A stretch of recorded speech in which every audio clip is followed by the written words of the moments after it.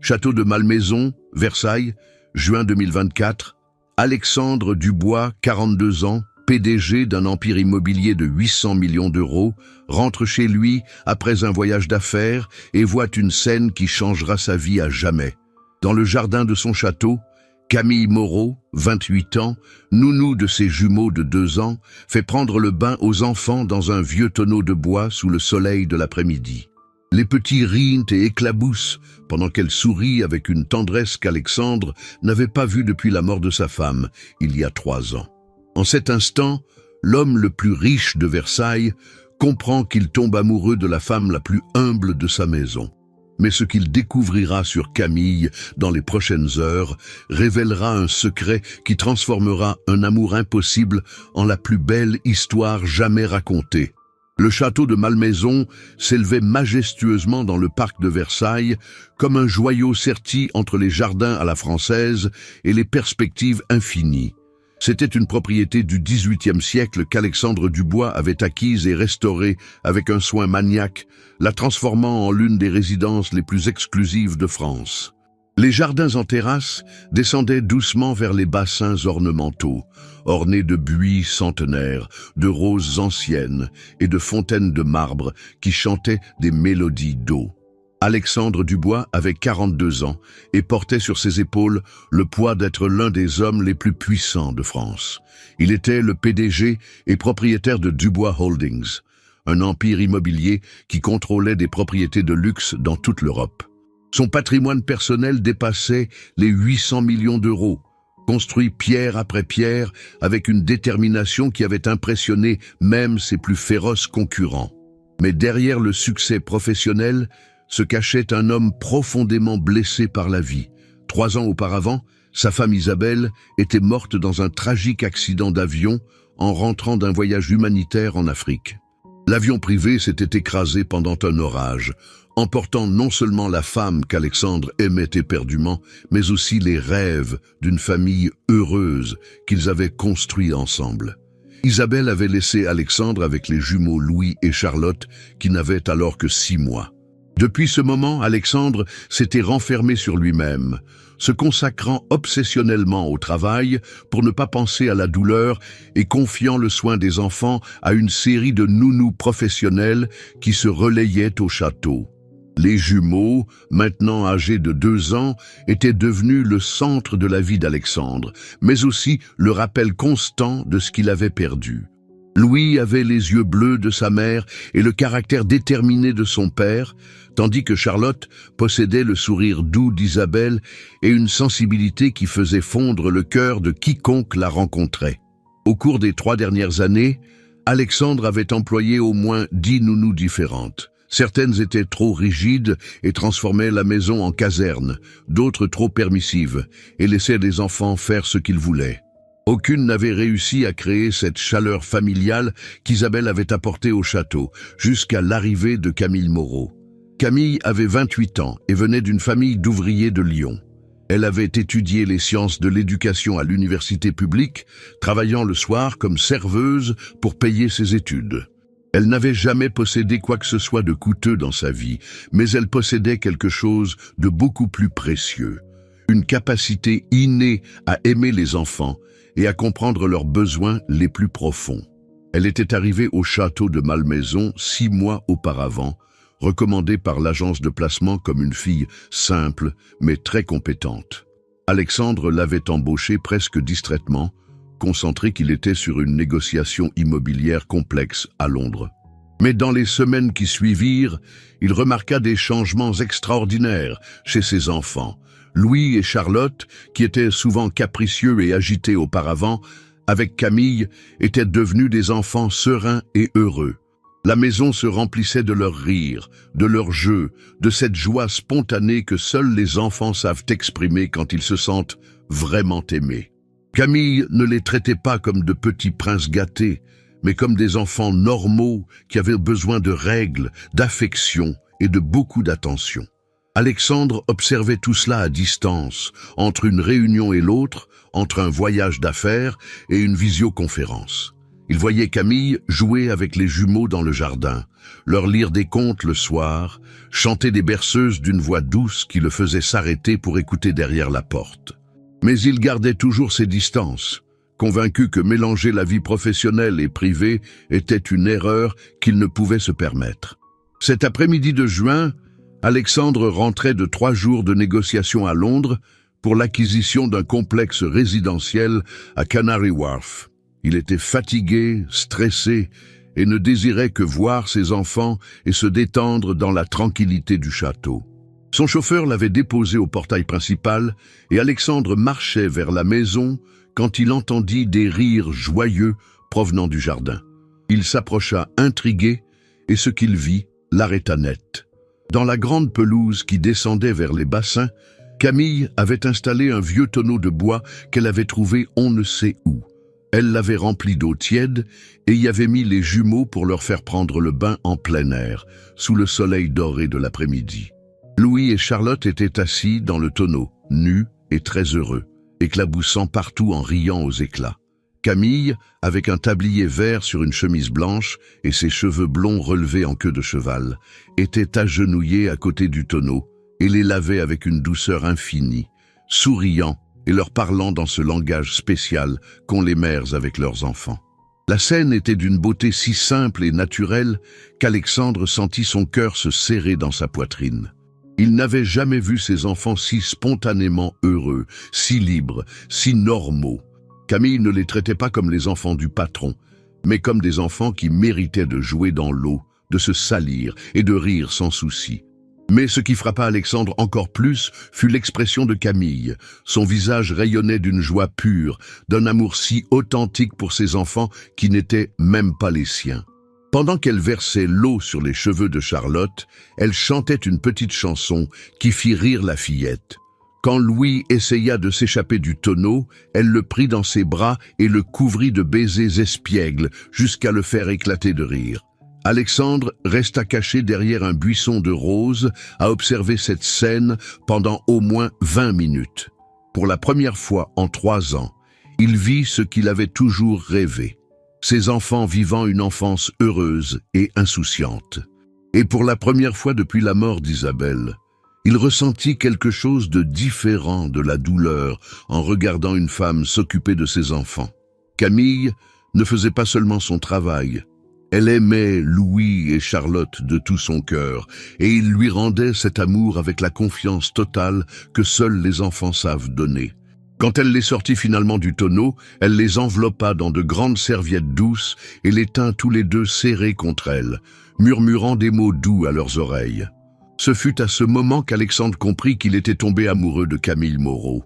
Pas de l'idée qu'il se faisait d'elle, pas de son utilité comme nounou, mais d'elle en tant que femme, de cette femme qui avait ramené l'amour dans sa maison et dans le cœur de ses enfants. Dans les jours qui suivirent cette révélation, Alexandre commença à observer Camille avec des yeux complètement différents. Il remarqua des détails qu'il n'avait pas vus auparavant. Comment elle souriait quand elle croyait que personne ne la regardait. Comment elle chantait doucement en repassant les vêtements des enfants. Comment son visage s'illuminait quand Louis et Charlotte couraient vers elle le matin. Alexandre commença à trouver des excuses pour rester plus à la maison. Il reportait des réunions, déléguait des voyages à ses collaborateurs, inventait des problèmes à résoudre dans son bureau personnel. Tout cela pour pouvoir rester près de Camille et des enfants, pour savourer cette atmosphère de famille qui lui avait tant manqué. Camille, de son côté, avait remarqué le changement dans le comportement du maître de maison. Alexandre était devenu plus présent, plus attentif aux enfants, mais aussi plus gentil avec elle.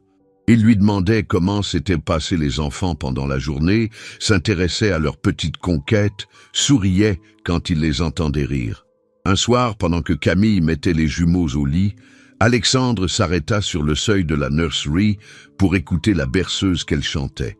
C'était une chanson traditionnelle lyonnaise que sa grand-mère lui avait apprise, enfant, douce et mélodieuse. Quand elle finit de chanter et s'aperçut qu'Alexandre était là, elle rougit légèrement. Alexandre fut frappé par la beauté de cette voix et la poésie des paroles anciennes. Il était habitué aux discours d'affaires, aux chiffres, aux contrats. Mais cette simple chanson de Camille avait une beauté qu'aucune présentation d'entreprise n'avait jamais possédée. À partir de ce soir-là, Alexandre commença à chercher de plus en plus d'occasions de parler avec Camille. Il lui demandait des conseils sur les enfants, s'intéressait à sa vie, découvrait peu à peu l'histoire de cette fille qui avait quitté sa famille à Lyon pour travailler et qui envoyait la majeure partie de son salaire à la maison pour aider ses parents. Camille avait perdu sa mère quand elle avait 18 ans et depuis lors, elle s'occupait de son père, ouvrier retraité avec des problèmes de santé. Elle avait renoncé aux fiançailles et à une vie sociale normale pour se consacrer au travail et à la famille. Mais elle ne se plaignait jamais, au contraire, elle parlait toujours avec gratitude de la possibilité de travailler dans une si belle maison et de s'occuper d'enfants si spéciaux. Alexandre était de plus en plus fasciné par cette femme qui trouvait de la joie dans les choses simples et qui donnait de l'amour sans rien attendre en retour. Elle était l'opposé de toutes les femmes qu'il avait connues dans son monde, des femmes attirées par son patrimoine et son statut social. Camille ne savait même pas à quel point Alexandre était riche. Pour elle, il était simplement le père de Louis et Charlotte. Mais Alexandre savait que son amour était impossible. Camille était la nounou de ses enfants, une employée, et lui était son employeur. Toute tentative d'approche pouvait être interprétée comme un abus de pouvoir, un manque de respect. De plus, ils appartenaient à des mondes complètement différents. Lui fréquentait la haute société parisienne, elle venait d'une famille ouvrière de province. Un matin de juillet, pendant que Camille faisait prendre le petit déjeuner aux enfants dans le jardin, Alexandre reçut un appel téléphonique qui le bouleversa. C'était Pierre Delacroix, un journaliste People qui l'avait déjà ennuyé par le passé. L'homme avait des photos compromettantes. Quelqu'un avait photographié Camille et les enfants pendant cet après-midi magique du tonneau. Pierre menaça de publier les photos en insinuant une relation entre Alexandre et la nounou s'il n'obtenait pas une interview exclusive sur la vie privée du milliardaire. Alexandre comprit immédiatement la gravité de la situation. Si ces photos se retrouvaient dans les journaux, la réputation de Camille serait détruite. Elle serait étiquetée comme une entretenue, une profiteuse, indépendamment de la vérité des faits. Alexandre refusa le chantage et menaça de porter plainte contre le journaliste, mais il savait que le mal était fait. Il devait prendre une décision, soit éloigner Camille pour la protéger, soit risquer que leur relation, aussi innocente soit-elle pour le moment, soit traînée dans la boue par les ragots. Ce soir-là, après avoir couché les enfants, Alexandre appela Camille dans son bureau. Elle entra avec son sourire timide habituel, mais Alexandre avait une expression si sérieuse qu'elle s'inquiéta immédiatement. Alexandre lui expliqua qu'il avait reçu des signalements sur le fait que quelqu'un pourrait avoir mal interprété sa présence au château. Il pensait qu'il valait mieux qu'il commence à chercher un nouveau placement pour elle. Le visage de Camille pâlit quand elle comprit qu'elle était licenciée sans avoir rien fait de mal.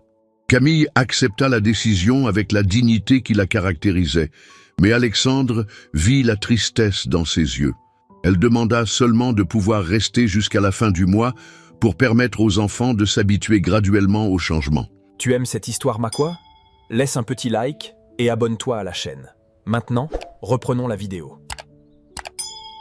Alexandre accepta, sachant qu'il venait de commettre la plus mauvaise décision de sa vie.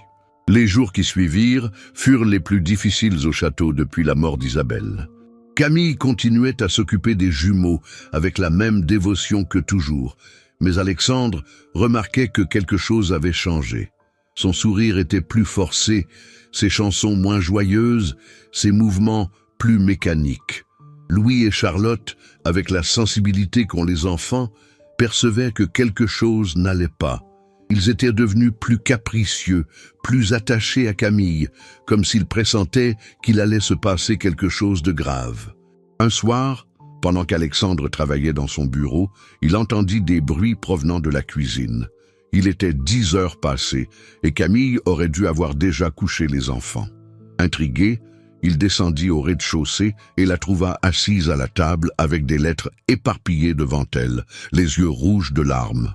Les lettres étaient des factures et des documents médicaux. Le père de Camille avait eu une autre crise cardiaque et avait besoin d'une opération urgente de 50 000 €. Le système de santé publique avait des listes d'attente de plusieurs mois et Camille ne pouvait pas se permettre la santé privée. Alexandre s'offrit immédiatement de l'aider, mais Camille refusa fermement. Elle ne pouvait pas accepter d'argent de son employeur, ce ne serait pas juste. Elle préférait demander un prêt à la banque ou vendre l'appartement familial plutôt que de compromettre sa dignité. Alexandre la regarda et vit une force et une noblesse d'âme qui le laissèrent sans voix. Camille préférait ruiner économiquement sa famille plutôt que d'accepter son aide pour ne pas donner lieu au commérage. Le lendemain, Alexandre eut une idée. Il appela son avocat et lui demanda de créer une fondation caritative au nom d'Isabelle, dédiée à aider les familles en difficulté avec les frais médicaux. La fondation sélectionnerait le cas du père de Camille comme premier bénéficiaire, lui permettant de garder sa dignité. Mais avant de mettre le plan en action, il se passa quelque chose qui changea tout. C'était un dimanche matin, et Alexandre prenait son petit déjeuner dans le jardin quand il entendit Charlotte pleurer désespérément depuis la nurserie. Il courut à l'étage et trouva Camille qui tenait la fillette dans ses bras, pâle comme un linge. Charlotte avait une fièvre très élevée, apparue soudainement et des difficultés à respirer. Alexandre appela immédiatement le médecin, mais c'était dimanche et le pédiatre n'était pas joignable. La fièvre de la fillette continuait à monter et elle avait commencé à avoir des convulsions. Pendant la course vers l'hôpital, Camille tint Charlotte dans ses bras sur le siège arrière, lui murmurant des mots doux et essayant de la maintenir éveillée. Alexandre conduisait comme un fou, regardant dans le rétroviseur la scène la plus terrifiante de sa vie. Sa fille qui luttait entre la vie et la mort. À l'hôpital, ils diagnostiquèrent une méningite, une forme agressive qui nécessitait des soins immédiats. Les 12 heures suivantes furent un enfer. Alexandre et Camille restèrent en salle d'attente, priant en silence et se soutenant mutuellement. Camille ne quitta jamais l'hôpital. Elle resta à côté d'Alexandre toute la nuit, lui apportant du café, lui tenant compagnie, partageant sa peur. Quand finalement les médecins dirent que Charlotte était hors de danger, tous deux éclatèrent en larmes de soulagement. Ce fut dans cette étreinte spontanée, dans ce moment de pure émotion partagée, qu'Alexandre comprit que Camille n'était pas seulement la nounou de ses enfants. C'était la femme qu'il aimait et qu'il voulait à ses côtés pour toujours, quoi qu'en pense le monde. Dans les jours qui suivirent la guérison de Charlotte, quelque chose changea définitivement dans la relation entre Alexandre et Camille. La peur partagée, les heures passées ensemble à l'hôpital, l'étreinte spontanée avaient abattu toutes les barrières qu'Alexandre avait cherché à construire. Un soir, pendant que les jumeaux dormaient paisiblement, Alexandre invita Camille à faire une promenade dans les jardins du château. C'était une nuit d'août, avec la pleine lune qui se reflétait dans les bassins et les lucioles qui dansaient entre les fleurs. Pendant cette promenade le long de l'allée de buis, Alexandre trouva finalement le courage de confesser ses sentiments. Il lui dit qu'il était tombé amoureux d'elle, qu'il savait combien leur monde était différent, mais qu'il ne pouvait plus le nier. Il l'aimait pour la façon dont elle aimait ses enfants, pour sa gentillesse, pour tout ce qu'elle était. Camille resta longtemps silencieuse, le regard fixé sur les eaux des bassins.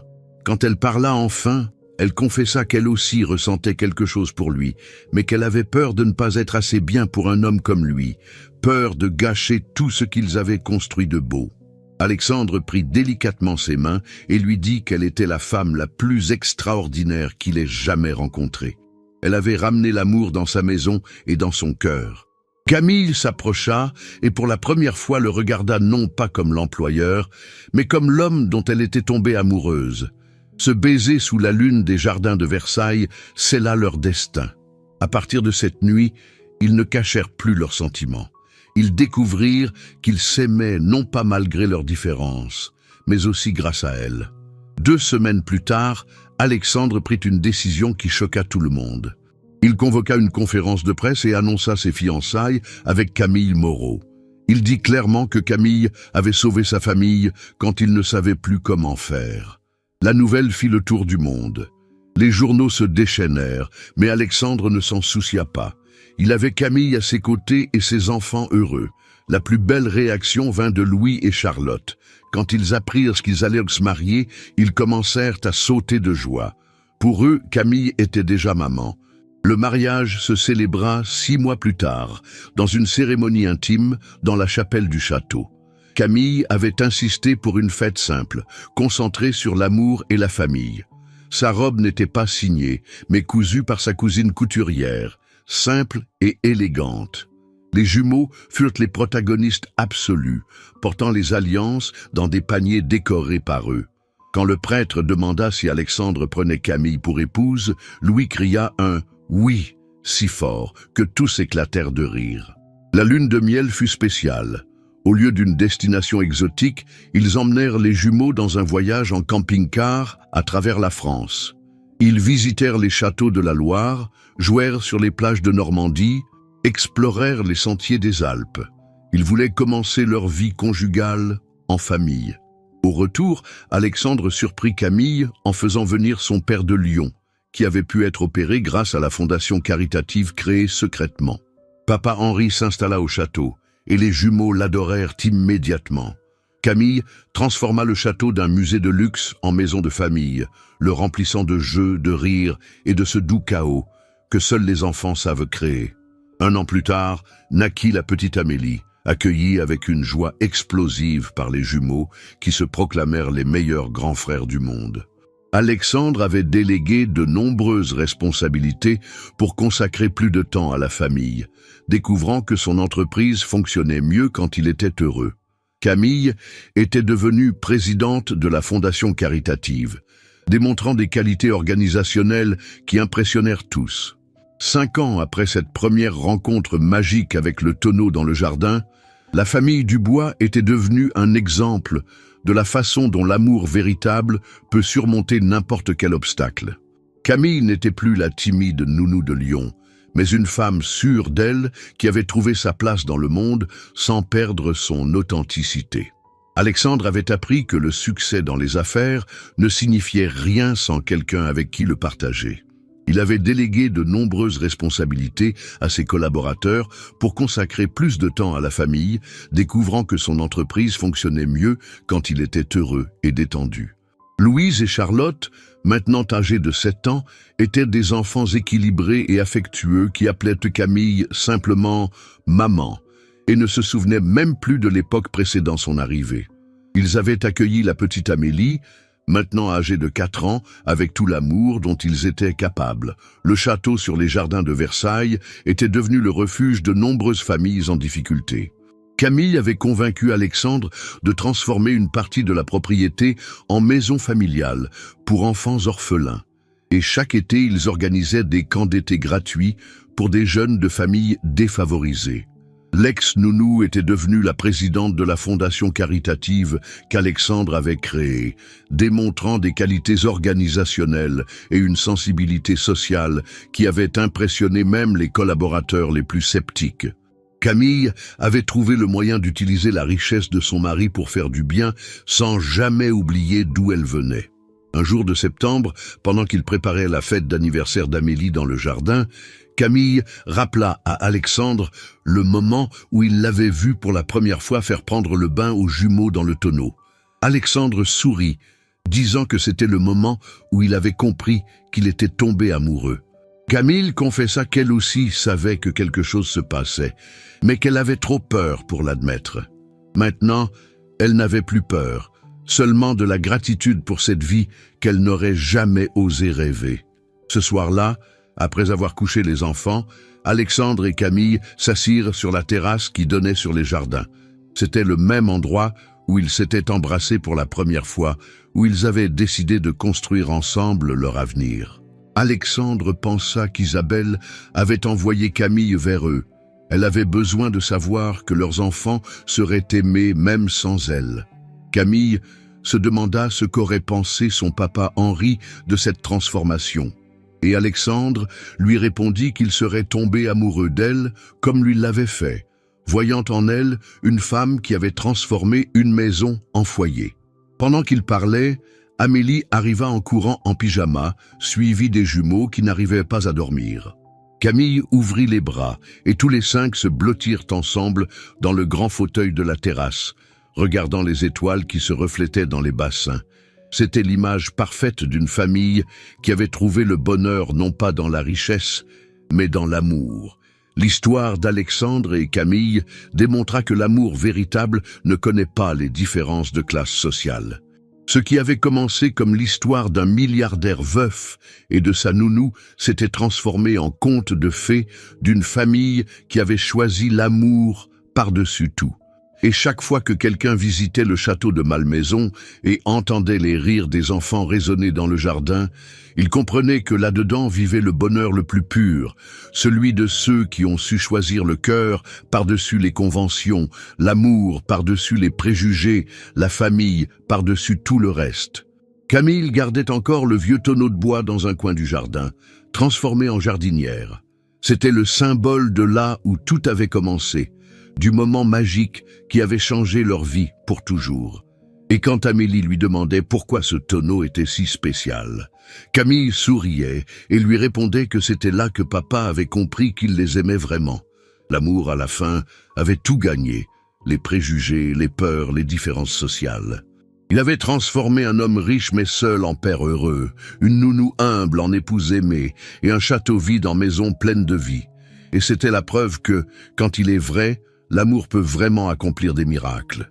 Si cette histoire d'amour qui a surmonté toutes les barrières sociales t'a touché le cœur, mets un like et abonne-toi pour d'autres histoires incroyables de personnes qui ont trouvé le bonheur de façons inattendues. Dis-moi dans les commentaires, crois-tu que l'amour peut vraiment abattre les différences de classe? As-tu déjà vécu un moment qui a changé ta vie pour toujours? Et ne manque pas la prochaine vidéo où tu découvriras une autre histoire extraordinaire qui te fera croire au pouvoir de l'amour authentique.